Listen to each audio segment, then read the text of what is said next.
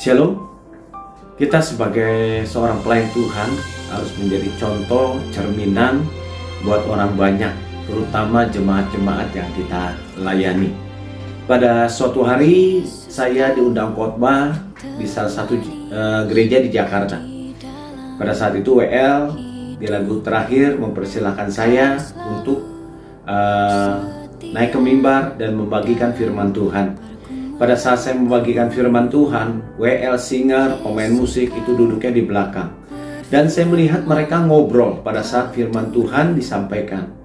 Ada yang bermain HP, itu seperti itu.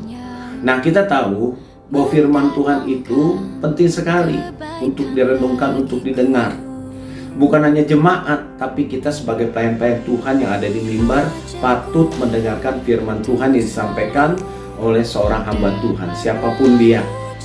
Nah, jadi ini kita harus menjadi contoh. Kalau kita menjadi contoh buat orang banyak, terutama buat jemaat-jemaat, ya, nanti mereka akan melihat buah-buah roh yang kita hasilkan. Ya, maka nanti pada saat kita memberitakan firman Tuhan, sharing firman Tuhan, kita sendiri tidak ditolak. Ya, maka penting sekali kita sebagai seorang pelayan Tuhan, ya, firman Tuhan yang kuat, firman Tuhan yang harus direnungkan, yang harus didengar, yang harus dibaca.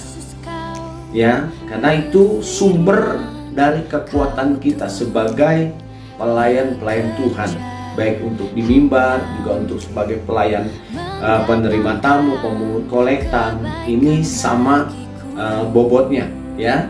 Nah, firman Tuhan di dalam 1 Timotius 4 ayat 12 mengatakan, janganlah seorang pun menganggap engkau rendah karena engkau muda. Jadilah teladan bagi orang-orang yang percaya dalam perkataanmu, dalam tingkah lakumu, dalam kasihmu, dalam kesetiaanmu, dan dalam kesucianmu.